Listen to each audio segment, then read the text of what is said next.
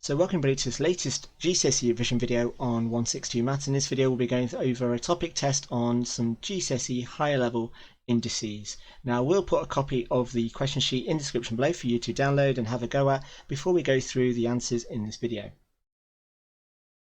Now it's worth mentioning before going through this topic test on higher indices that this test is split up into two sections. Section A, which is going to be a calculator section, and section B, which is a non-calculator, because obviously indices can appear on both papers.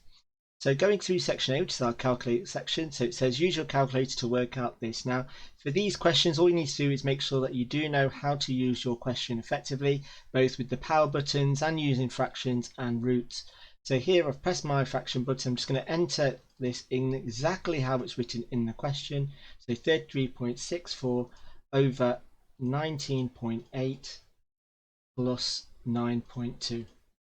And that's equal to 1 over 5. And if I then just press the SD button, it should give me as a decimal, which I'm assuming that this question is going to want me to do. And so I get 0.2. Question 1b, again, I'm just going to enter the square roots.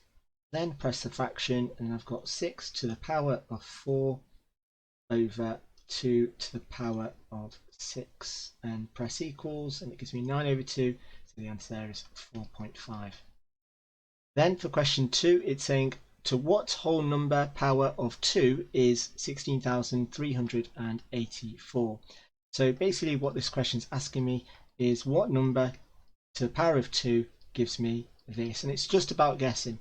So here I could guess at 2 to the power of 10, and that gives me a smaller number, so it's definitely got to be bigger than 10, so let's go for 12, and obviously needs to be bigger than that, so let's go, I think we're getting closer. 2 to the power of 13, nope, and 2 to the power of 14, and there we go, so it's 2 to the power of 14, so the answer then is 14.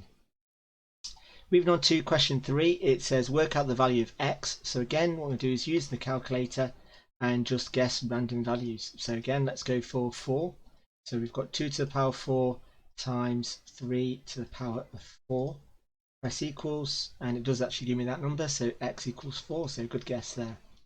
For question 4, again, all I'm going to do is substitute that into my calculator. So set up my fraction, my bracket rather, then my fraction, then I've got 2 to the power of 7 times 3 to the power of 5, and then scroll down, 6 to the power of 3, roll across, close the bracket, raise the power, and I've got 0.5 or half, press equals, and again answer of 12.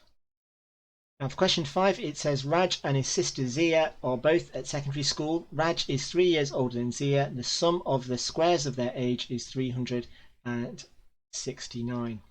So again, with them both being at secondary school, we're expecting their ages to be less than 16 and above 11, unless they've been moved up or down. So looking at this, so we know that Raj, let's use R for Raj's age, and Z for Zia's age, and we know that Raj is 3 years older than Zia, so R equals Z plus 3, and what we're trying to do is the squares, the sum of their squares, so R squared plus Z squared equals 369. Now for this, all I'm going to do is, again, we could either guess the numbers, so in terms of, let me just change that Z to a 3, and just see in terms of what numbers we could start. So let's try R equals, and let's go for R equals, or Zia is younger, so let's go for Z equals 11, so that means R is going to be 14. So let's try 11 squared plus 14 squared, and it gives me an answer of 317, so that's not going to be right. So let's try 12 squared plus 15 squared, and we've got our answer, so the answer then is 12 and 15. So for question 6a, again, what we need to do is work this out. Now in terms of, that should be a times, so here what we're going to do is just write it as a single power of 11. So we just get rid of that cursor because it is So here we've got 11 to the power of 13 times 11 cubed. So that's going to be 11 to the power of 14 over 11 to the power of 7. And then that's going to be to 39. And then taking away the powers, we have 11 to the power of 32. Then with question 6b, it says write a single power of 2. So what I need to do first is convert the 4 into a power of 2. So that's 2 squared cubed to the power of 5. And again, when I've got brackets, I multiply the numbers. So I've got 2 times 3, which is going to give me 6. And 6 times 5 gives me 30. So it's 2 to the power of 30. So looking at question 7, it says write 224 as a sum of 2 cubed numbers.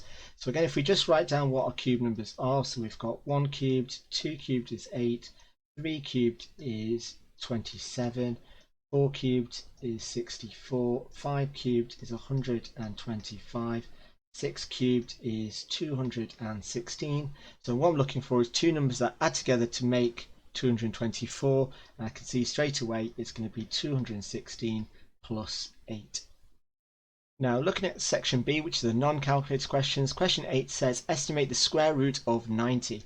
Now in terms of what we need to look at which square numbers are around 90. So 10 squared is 100 and 9 squared is 81. So here I'm looking for a number that's bigger than 9 but smaller than 10.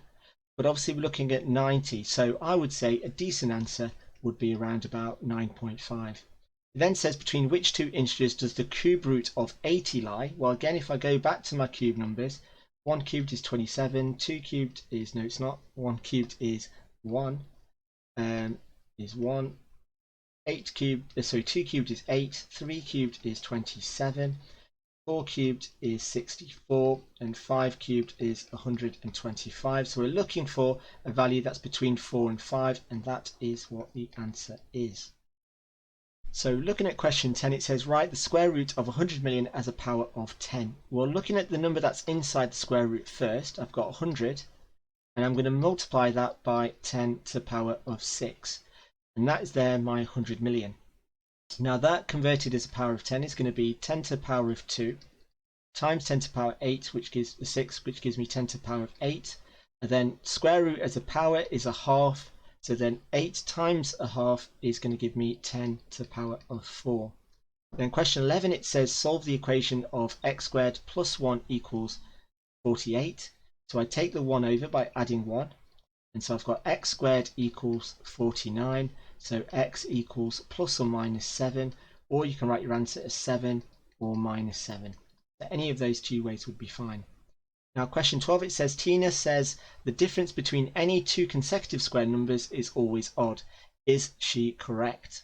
Now for this, what we need to do is, well, let's have a look and see if she is correct. Well, if we take two consecutive numbers, let's go for 2 and 3. So then we've got 2 squared, let's go for 3 squared because we're looking at difference. We'll just imagine that we're dealing with positive numbers. So we've got 3 squared, take away 2 squared, which is 9, take away 4, which is 5, which is odd. Then we take 5 and 6, let's say. So we've got 6 squared, take away 5 squared. Oh, no, I've put 25 squared there. Let's get rid of that too. And that equals 36 minus 25, which is going to give me 11, which is also odd. And we could go for another one. Now, in terms of looking at this, now obviously this would be an ample way of doing it, and I'd probably do maybe another example, but the best way of doing it is thinking this. Now, with two consecutive numbers, so two consecutive numbers,